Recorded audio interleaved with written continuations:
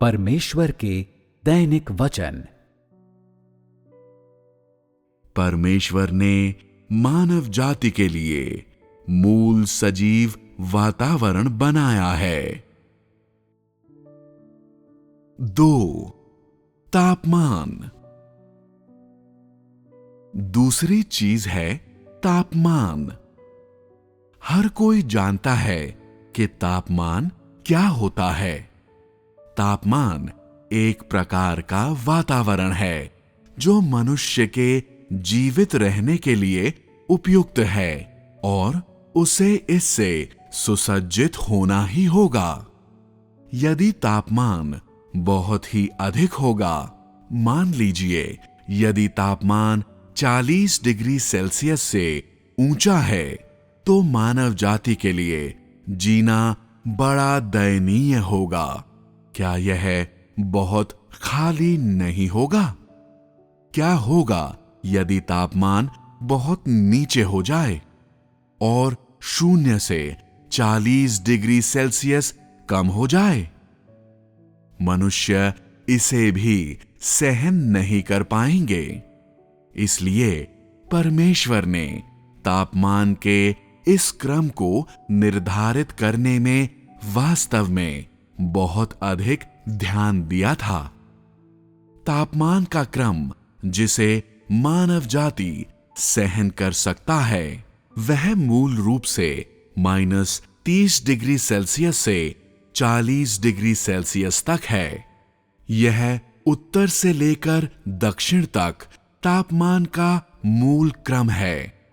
ठंडे प्रदेशों में तापमान -50 डिग्री सेल्सियस तक पहुंच सकता है। ऐसा प्रदेश एक ऐसा स्थान नहीं है जहां रहने के लिए परमेश्वर मनुष्य को अनुमति देता है। वहां ऐसे ठंडे प्रदेश क्यों हैं? इसमें परमेश्वर की बुद्धि और उसके इरादे निहित हैं। वह तुम्हें उन स्थानों के निकट जाने की अनुमति नहीं देता है। परमेश्वर उन स्थानों को सुरक्षित रखता है जो बहुत अधिक गर्म और बहुत अधिक ठंडे हैं, अर्थात वह मनुष्य को वहां रहने की अनुमति देने को तैयार नहीं है। यह मानव जाति के लिए नहीं है। वह ऐसे स्थानों को पृथ्वी पर बने रहने की अनुमति क्यों देता है? यदि परमेश्वर मनुष्य को वहां रहने या वहां अस्तित्व में बने रहने की अनुमति नहीं देगा, तो परमेश्वर उन्हें क्यों बनाएगा? उसमें परमेश्वर की बुद्धि निहित है, अर्थात मनुष्यों के जीवित रहने के लिए वातावरण के मूल तापमान को भी न्याय संगत रूप से परमेश्वर के द्वारा समायोजित किया गया है। यहां पर एक नियम भी है। परमेश्वर ने ऐसे तापमान को बनाए रखने में सहायता हेतु और इस तापमान को नियंत्रित करने के लिए कुछ चीजों को बनाया है। इस तापमान को बरकरार रखने के लिए कौन कौन सी चीजों का इस्तेमाल किया गया है? सर्वप्रथम सूर्य लोगों के लिए गर्माहट ला सकता है, किंतु लोग उसे नहीं ले सकेंगे यदि यह बहुत अधिक गर्म हो। क्या पृथ्वी पर कोई उपकरण है जो सूर्य के करीब जा सकता है? नहीं। क्यों नहीं? यह बहुत ही अधिक गर्म है। यह पिघल जाएगा। इसलिए परमेश्वर ने मानव जाति से सूर्य की दूरी के लिए एक निश्चित नाप को भी ठहराया है। परमेश्वर के पास इस दूरी के लिए एक मानक है। साथ ही पृथ्वी में उत्तरी ध्रुव एवं दक्षिणी ध्रुव भी होते हैं। उत्तरी ध्रुव एवं दक्षिणी ध्रुव में क्या है? ये सभी हिमशैल हैं। क्या मानव जाति हिमशैल पर रह सकता है? क्या यह मनुष्य को रहने के लिए उपयुक्त है? नहीं। नहीं। अतः तुम वहां नहीं जा सकते हो, जबकि तुम उत्तरी एवं दक्षिणी ध्रुव पर नहीं जा सकते हो। हिमशैल सुरक्षित रहेंगे और वे अपनी भूमिका अदा करने के योग्य होंगे, जो तापमान को नियंत्रित करने के लिए है। समझ गए? यदि उत्तरी एवं दक्षिणी ध्रुव नहीं हैं और सूर्य हमेशा पृथ्वी पर चमक रहा है, तो पृथ्वी के सभी लोग गर्मी से मर जाएंगे।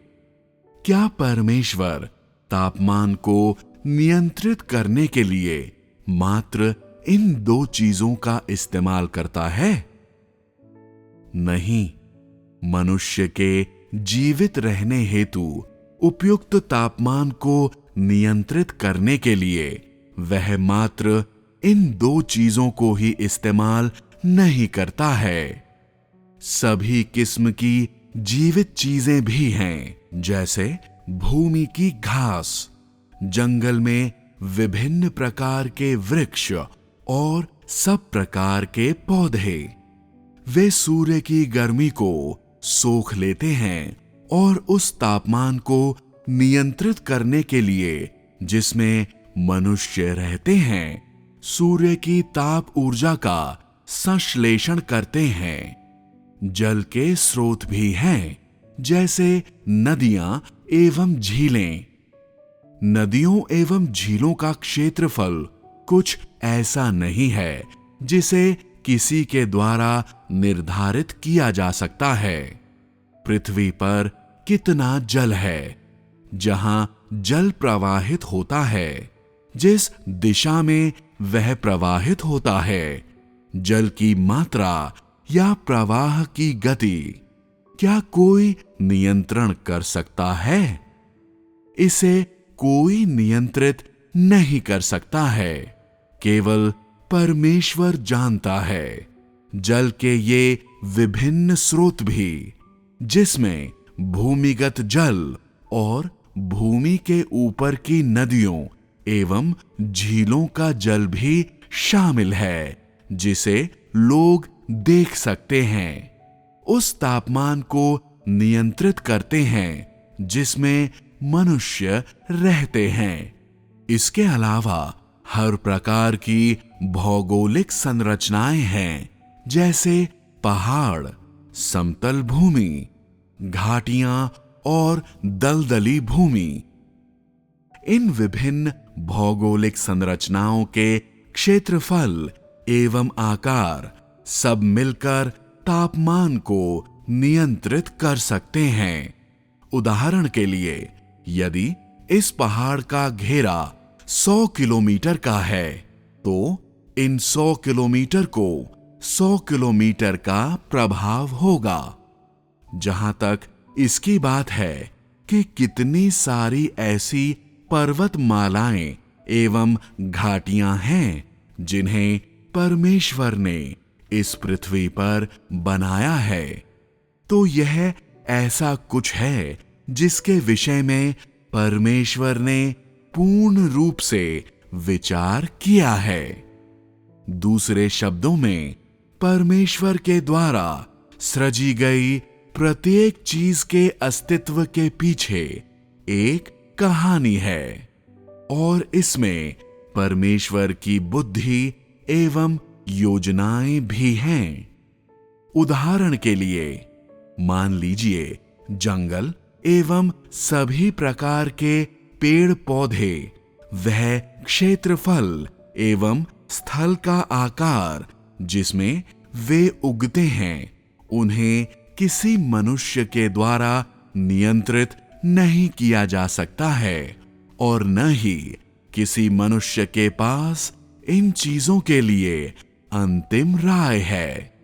वे कितना जल सोखते हैं और वे सूर्य से कितनी ताप ऊर्जा सोखते हैं, उसे भी किसी मनुष्य के द्वारा नियंत्रित नहीं किया जा सकता है। ये सभी चीजें उस परिधि के भीतर हैं जिसकी योजना परमेश्वर के द्वारा तब बनाई गई थी जब उसने सभी वस्तुओं की सृष्टि की थी। यह केवल परमेश्वर की सावधानी पूर्वक योजना, विचार और सभी पहलुओं में समायोजनों की वजह से है, जिससे मनुष्य एक वातावरण में एक ऐसे उपयुक्त तापमान के साथ रह सकता है। इसलिए हर एक चीज जो मनुष्य अपनी आंखों से देखता है, जैसे सूर्य या जिसके बारे में उत्तरी ध्रुव एवं दक्षिणी ध्रुव के लोग अक्सर सुनते हैं, साथ ही साथ भूमि के ऊपर एवं नीचे और जल के विभिन्न जीवित प्राणी और जंगलों का क्षेत्रफल एवं अन्य प्रकार के पेड़ पौधे और जल के सोते, विभिन्न जलराशि, जितना भी समुद्री जल एवं शुद्ध जल है, उसके अतिरिक्त विभिन्न भौगोलिक वातावरण परमेश्वर मनुष्य के जीवित रहने के लिए सामान्य तापमान को बरकरार रखने हेतु इन चीजों का इस्तेमाल करता है। यह निश्चित है। यह केवल इसलिए है क्योंकि परमेश्वर के पास ऐसे विचार हैं जिससे मनुष्य एक वातावरण में ऐसे उपयुक्त तापमान के साथ रह सकता है। यह न तो बहुत अधिक ठंडा हो सकता है और न ही बहुत अधिक गर्म हो सकता है। वे स्थान जो बहुत अधिक गर्म हैं और जहां तापमान मानव शरीर की सहन शक्ति से बढ़ जाते हैं, उन्हें निश्चित रूप से परमेश्वर के द्वारा तुम्हारे लिए नहीं बनाया गया है। वे स्थान जो बहुत अधिक ठंडे हैं और जहां तापमान बहुत कम है, ऐसे स्थान जो जैसे ही मनुष्य आता है, उन्हें कुछ ही मिनट में इतना जमा देता है कि वे बोलने के काबिल भी नहीं होंगे। उनका दिमाग जम जाएगा, वे सोचने के काबिल नहीं होंगे और बहुत ही जल्द उनका दम घुट जाएगा। ऐसे स्थानों को भी मानव जाति के लिए परमेश्वर के द्वारा नहीं बनाया गया है। इससे कोई फर्क नहीं पड़ता है कि मनुष्य किस प्रकार का अनुसंधान करना चाहते हैं, या वे नई खोज करना चाहते हैं या ऐसी सीमाओं को तोड़ना चाहते हैं। इससे कोई फर्क नहीं पड़ता है कि लोग क्या सोचते हैं, क्योंकि वे कभी भी उन सीमाओं को पार करने में सक्षम नहीं हो पाएंगे जहां तक मानव शरीर सहन कर सकता है। वे कभी भी परमेश्वर के द्वारा मनुष्य के लिए बनाई गई सीमाओं से छुटकारा पाने में सक्षम नहीं होंगे। जब से परमेश्वर ने मनुष्यों को बनाया है, परमेश्वर भली भांति जानता है कि कौन सा तापमान मानव शरीर के लिए अनुकूल हो सकता है। क्या मनुष्य स्वयं जानते हैं? नहीं। तुम ऐसा क्यों कहते हो कि मनुष्य नहीं जानते हैं? मनुष्य ने किस प्रकार की मूर्खता भरी चीजें की हैं? क्या कुछ ऐसे लोग नहीं हैं जो हमेशा उत्तरी एवं दक्षिणी ध्रुवों को चुनौती देना चाहते हैं। वे उस भूमि पर कब्जा करने के लिए हमेशा वहां जाना चाहते हैं, जिससे वे जड़ पकड़ सकें और उसका विकास कर सकें। क्या यह स्वयं के विनाश का कार्य नहीं है? हाँ। मान लीजिए कि तुमने पूरी तरह से उत्तरी एवं दक्षिणी ध्रुवों का अनुसंधान कर लिया है, परंतु भले ही तुम ऐसे तापमानों को सहने के अनुकूल हो गए हो, तो क्या उत्तरी एवं दक्षिणी ध्रुवों के सजीव वातावरण एवं जीवित रहने के वातावरण को बदलने से किसी तरह से मानव जाति को लाभ पहुंच सकता है? यदि उत्तरी एवं दक्षिणी ध्रुवों की सारी बर्फ पिघल जाती है, तो क्या तुम प्रसन्न होगे? यह अविश्वसनीय है। यह बेतुका कार्य है। मानव जाति के पास एक ऐसा वातावरण है जिसमें वे जीवित रह सकते हैं, परंतु वे बस खामोशी से और सचेतता से यहां नहीं रह सकते हैं और उन्हें वहां जाना पड़ता है जहां वे जीवित नहीं रह सकते हैं। ऐसा क्यों है? वे इस उपयुक्त तापमान में रहते हुए उकता गए हैं। उन्होंने बहुत सारी आशीषों का आनंद उठाया है।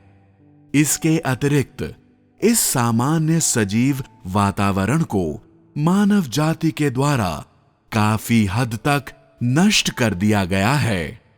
इसलिए वे थोड़ा और नुकसान करने के लिए उत्तरी ध्रुव एवं दक्षिणी ध्रुव भी जा सकते हैं या किसी कारण में संलग्न हो सकते हैं, ताकि वे एक प्रकार के प्रथम अन्वेषक बन सकें।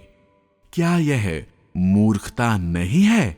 उनके पूर्वज शैतान की अगुवाई में यह मानव जाति एक के बाद एक लगातार बेतुकी चीजें करता है और बेधड़क और मनमौजी तरीके से उस सुंदर निवास को नष्ट करता है जिसे परमेश्वर ने मानव जाति के लिए बनाया था। शैतान ने यही किया था। इसके आगे यह देखते हुए कि पृथ्वी पर मानव जाति का जीवन थोड़ा बहुत खतरे में है, बहुत से लोग चांद पर जाने और वहां बसने के लिए तरीके ढूंढते हैं। यह देखने के द्वारा कि वहां रह सकते हैं कि नहीं, वे बच निकलने के लिए एक मार्ग खोजते हैं। अंत में वहां किस बात की घटी है? ऑक्सीजन।